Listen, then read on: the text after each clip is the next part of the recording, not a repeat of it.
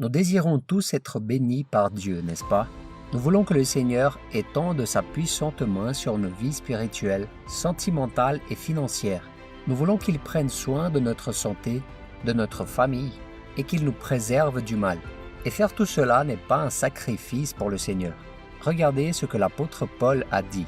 Dieu peut vous combler de toutes ses grâces afin que vous possédiez toujours à tout point de vue de quoi satisfaire à tous vos besoins et que vous ayez encore en abondance pour toute œuvre bonne. Mais malgré cela, il y a beaucoup de gens qui ont perdu les bénédictions dans leur vie parce qu'ils ont décidé de vivre loin de la présence de Dieu. Ils préfèrent continuer dans le péché, se plaignant de tout et désobéissant aux enseignements du Christ. Il n'y a rien de plus triste que de traverser ce monde sans faire l'expérience de la bonté du Seigneur.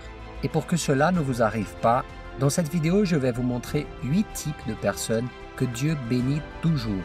Il s'agit de 8 caractéristiques basées sur les béatitudes citées par Jésus dans le Sermon sur la montagne qui est relaté dans l'évangile de Matthieu au chapitre 5.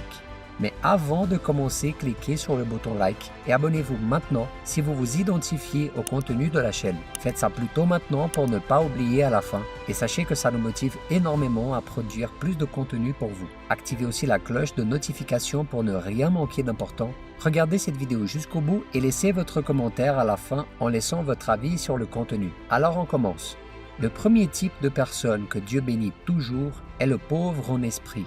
Regardez ce que Jésus dit dans l'évangile de Matthieu chapitre 5. « Heureux ceux qui reconnaissent leur pauvreté spirituelle, car le royaume des cieux leur appartient. » Remarquez que Jésus ne parle pas ici de pauvreté financière ou matérielle.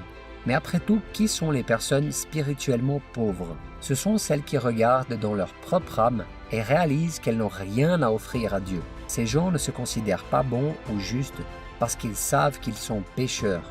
Ces personnes ne se considèrent pas fortes ou courageuses parce qu'elles savent qu'elles sont faibles et craintives. Tout ce qu'elles peuvent faire, c'est demander à Dieu d'avoir pitié d'elles. Jésus aime ces gens car ils savent qu'ils ne peuvent pas se sauver eux-mêmes. Ils mettent donc tout leur espoir dans le salut qu'il offre. C'est pourquoi ils reçoivent du Seigneur non seulement quelques bénédictions, mais le royaume des cieux, le royaume de Dieu. Le deuxième type de personne que Dieu bénit toujours est celui qui pleure. Au verset 4 de Matthieu 5, lisons ce qui est écrit. « Heureux ceux qui pleurent, car ils seront consolés. » Ce type de pleurs n'a rien à voir avec les pleurs dus à un problème personnel comme la perte d'un emploi ou la fin d'une relation amoureuse. Ces pleurs mentionnés par Jésus sont ceux qui naissent de la repentance et de la tristesse causée par le péché. Mais pas seulement notre péché, mais celui de notre famille, de nos amis, de notre pays. C'est la douleur causée par les injustices de ce monde et la souffrance de tant de frères et sœurs. Dieu réconforte et bénit ceux qui souffrent ainsi, car il sait que leur cœur est comme celui de Jésus, qui ressentait de l'amour et de la compassion pour les autres. Donc si vous voulez être béni, vous devez arrêter de ne regarder qu'à vous-même et vos problèmes et commencer à vous soucier de la personne qui est à côté de vous. Mon frère, tu dois regarder ton frère qui est à côté de toi et souffrir aussi pour voir qu'il est loin de Dieu. Mais si tu ne peux pas avoir ce sentiment, demande à Dieu de changer ton cœur de pierre et de mettre à sa place un cœur de chair, un cœur qui aime comme celui de Jésus. Le troisième type de personne qui est bénie par Dieu est l'humble. Mais maintenant, nous n'allons pas parler de ce type de pauvreté d'esprit. Lisons ce que Jésus a dit au verset 5.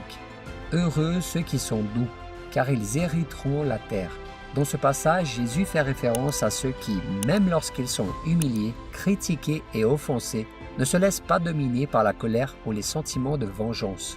Au contraire, ce sont des personnes qui utilisent la patience pour supporter leur lutte. Et pourquoi sont-ils bénis? Car ils comprennent que c'est Dieu qui les défend et qu'aucun de ses plans ne peut être contrarié.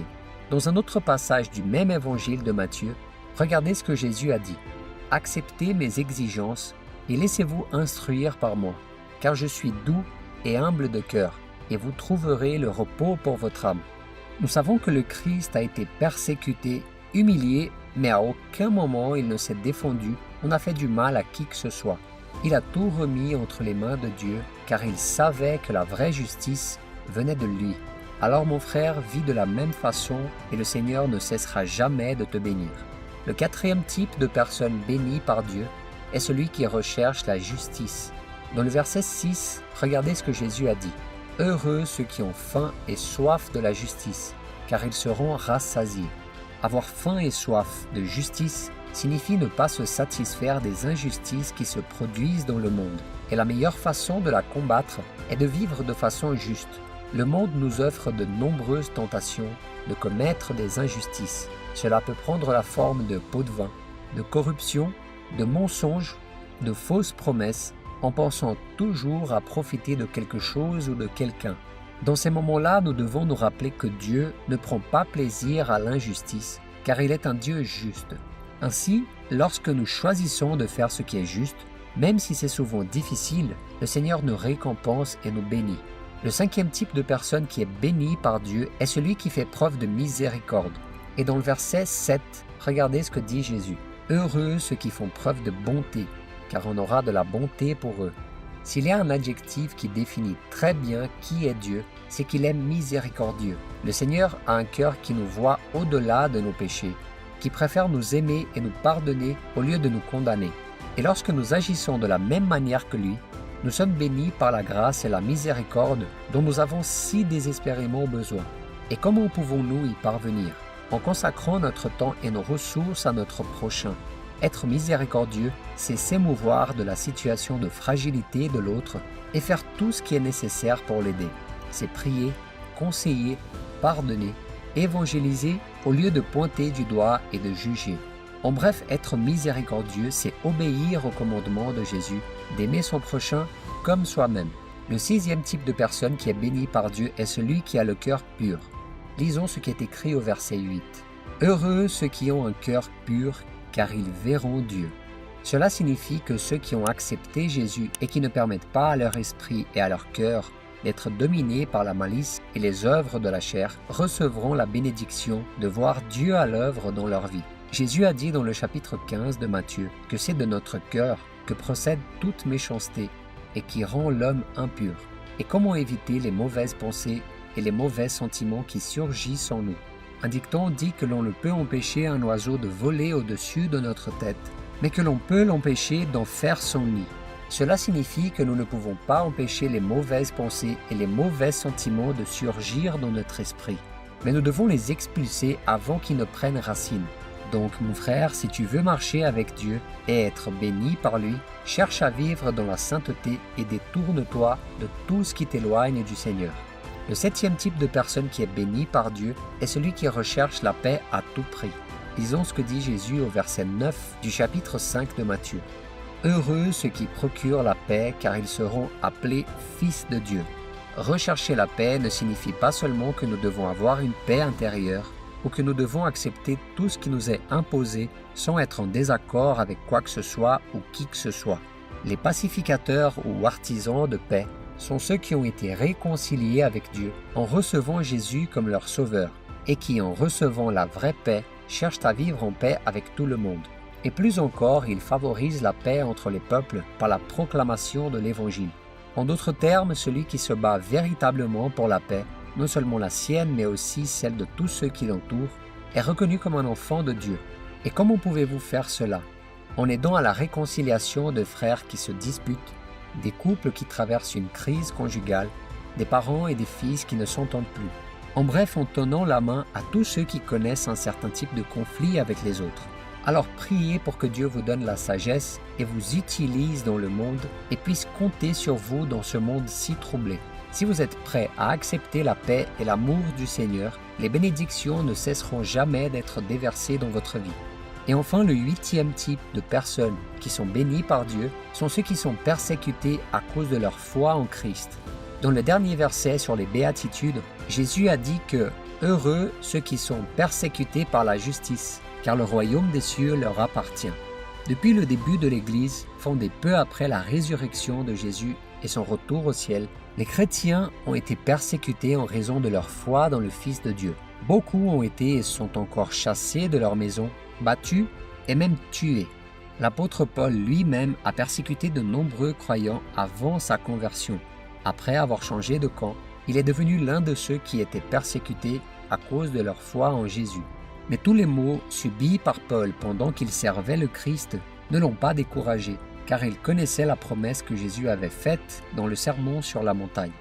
Afin d'apporter une parole de réconfort à ses frères dans la foi, regardez ce que Paul a écrit. C'est à travers beaucoup de difficultés qu'il nous faut entrer dans le royaume de Dieu. Et cette promesse est également vraie aujourd'hui, car de nombreux chrétiens continuent d'être persécutés. Cependant, nous avons une vision très lointaine de la chose. Nous pensons que seuls les croyants qui vivent dans quelques pays d'Afrique ou du Moyen-Orient souffrent de persécutions, mais ce n'est pas vrai. Beaucoup d'entre nous subiront des persécutions au travail, à l'université, dans nos cercles sociaux et même au sein de nos familles à cause de notre foi. Dites-nous dans les commentaires si vous avez déjà une expérience qui confirme ce que vous venez d'entendre. Mais sachez que si cela vous est arrivé, ne soyez pas attristés ou découragés. Vous avez déjà sûrement vécu une expérience qui confirme ce que nous venons de dire. N'hésitez pas à nous la raconter dans les commentaires. Cela va certainement enrichir notre discussion et fortifier la foi de nos frères. Mais sachez que si cela vous est arrivé, ne soyez pas attristés ou découragés. Au contraire, réjouissez-vous, car le royaume de Dieu vous appartient. Amen. Comme nous l'avons vu dans cette vidéo, les béatitudes de Jésus ne sont rien d'autre que le reflet de sa propre vie. Pendant son séjour sur terre, le Christ était pauvre en esprit, c'est-à-dire qu'il vivait dans une dépendance totale du Père. Le Christ a également pleuré les péchés de son peuple et a fait preuve d'humilité en ne ripostant pas aux insultes et aux calomnies qu'ils ont proférées à son encontre. Il a pratiqué la justice tout le temps, et en même temps qu'il était miséricordieux envers les pires pécheurs. Jésus avait un cœur pur, non contaminé par la méchanceté. Il a recherché la paix entre tous et la réconciliation des hommes avec Dieu. Et finalement, il a été persécuté et tué sur la croix. Mais la Bible dit que Dieu l'a exalté au-dessus de tous et qu'aujourd'hui, tous ceux qui croient en sa mort et sa résurrection et suivent ses traces sont bénis et recevront la vie éternelle aux côtés de Dieu. Si vous avez aimé ce message, partagez-le avec vos amis et abonnez-vous à la chaîne. Regardez aussi ces autres vidéos si vous voulez enrichir vos connaissances spirituelles et bibliques. Je suis sûr que ces vidéos contiennent des informations indispensables que vous ne connaissez probablement pas. Que Dieu vous bénisse, je vous attends dans la prochaine vidéo.